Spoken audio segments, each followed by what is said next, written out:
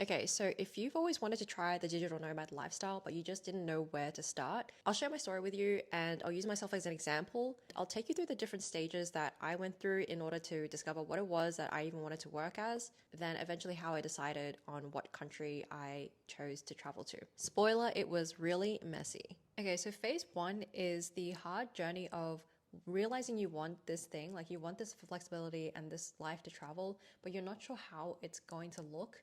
And this was exactly where I was. I thought that I was going to be a traveler as like a videographer, but turns out I wanted just to work from a laptop. Like I wanted like minimal production input and maximum monetary output. So I went through the stage of throwing putty at the wall and seeing what stuck. So I tried this whole list of skills in the field that I was in, which was marketing. In digital marketing, there is so much that anyone can pick up that it becomes quickly overwhelming.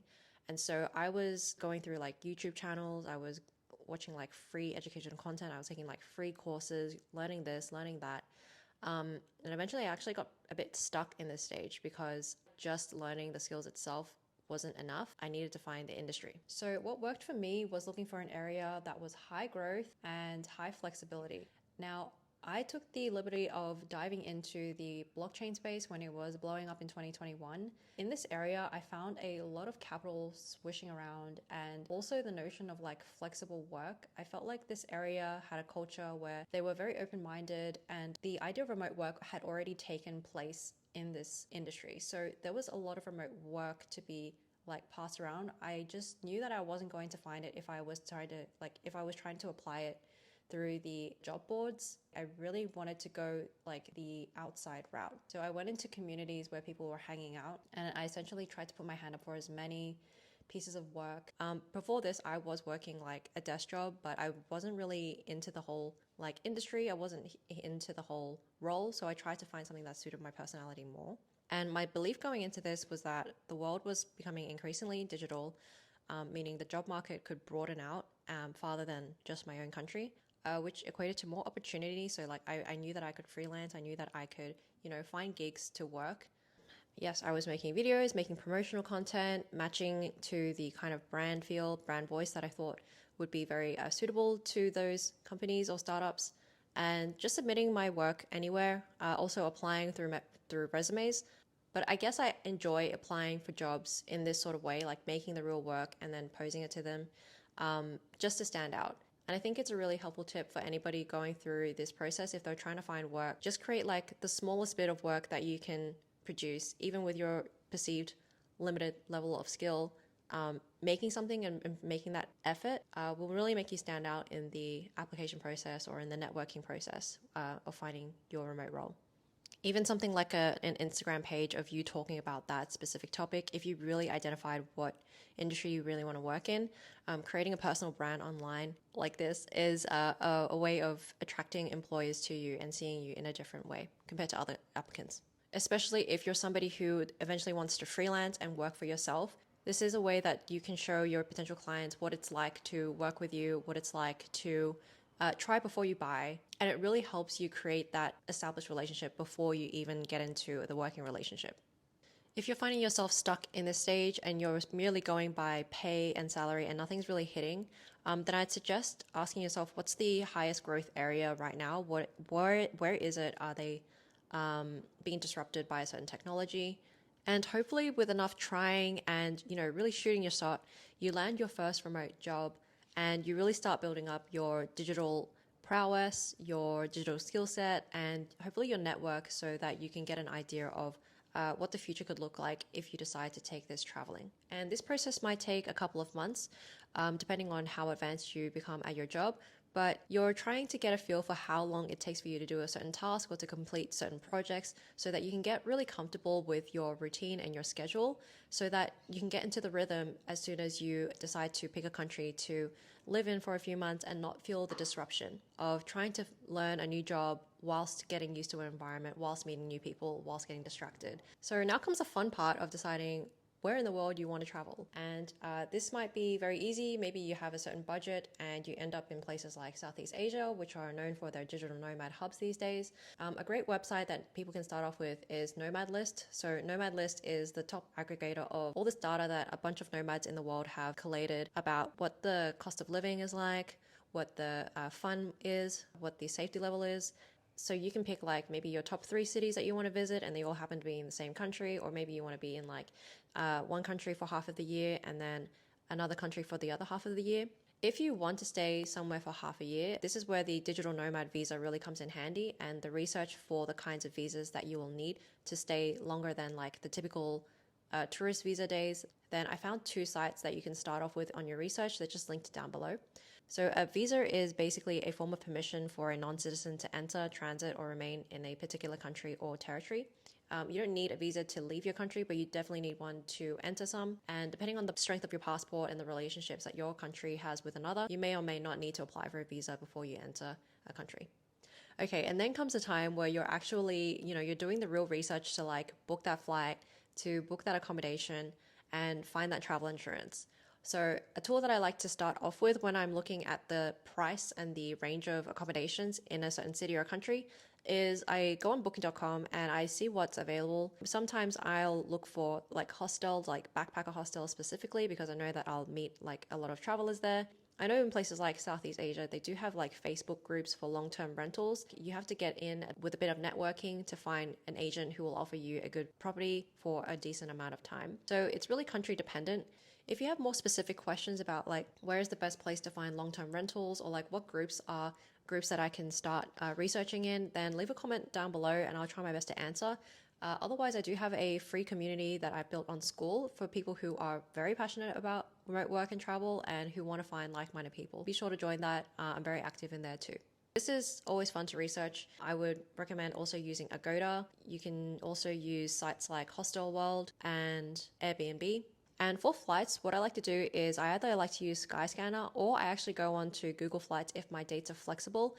And I like to filter by the next like 2 months. And I try to look at like the cheapest flights. That's for when I've actually left the country and I've gotten really comfortable with country hopping or city hopping. That requires you to have flexible dates. You can then choose the day you fly and get really cheap flights that way. For insurance, I went with Safety Wing, and it was one of the more affordable options. I just listed the countries that I was going to visit and they quoted me a price, and they deducted from my account every month. I didn't end up having to make a claim. However, I think it takes anywhere between 1 to 3 months, which I think is typically longer, but you never know what's going to happen. It's just a good rule of thumb to have insurance when you're traveling anyway. Okay, and then now we get to the stage where you're really pulling the trigger and you're making this change. You're really doing it. Like you're taking your laptop and you're just off into a different country. If you've traveled before, like this will feel very familiar to you. But if this is the first time you're ever doing this is going to feel very surreal. And you might not realize this, but it's a really good idea to pack light. So when I went to my trip in Southeast Asia, I just took like a backpack that was about, I think 30 to 40 liters. And that was all I took. When I needed more, eventually I did because I wanted to buy some clothes there. I ended up purchasing another backpack, and that was all I went around with for 5 months, just 2 backpacks. And yes, this might not feel the most comfortable. At times my back did ache, but it was a lot better than dragging like a huge luggage around. I was just very mobile, and it was a lot easier on me to have less baggage.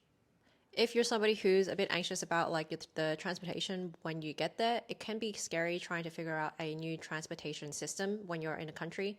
For example, when I went to Bali, they didn't have any public transport. So I had to take what their Uber services is a Grab. And so downloading the whole thing, and then like that was all new to me.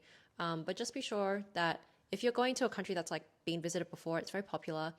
It's very easy to find the information you need in order to travel. If you're somebody in my generation, maybe your parents didn't travel a lot, then it might feel like you need to travel in a certain way. In actuality, there's just so much information and so much travel content out there about certain cities and regions and countries. If you find a trustworthy like travel influencer, for example, and they have that information, you can really take that and you can empower yourself to travel more confidently if you're a solo female, if you're traveling alone. And a lot of this might feel scary at first, but the more you do it, the more it will feel like second nature to you. And then in no time, you'll be a global citizen. And then hopefully by this stage, you're out of the country and you're exploring and you're, landing in the airport and trying to find your way and doing all these things involved in the travel aspect. And you're also, immersing yourself in the new culture that you're in. Maybe you're revisiting a city and you're really just trying to get to know it a lot better, but this time slowly, and you're doing like slow travel. The main point in this is to take everything in as it comes and make this experience unique to you. This is more of a personal journey, at least it was for me, than ever.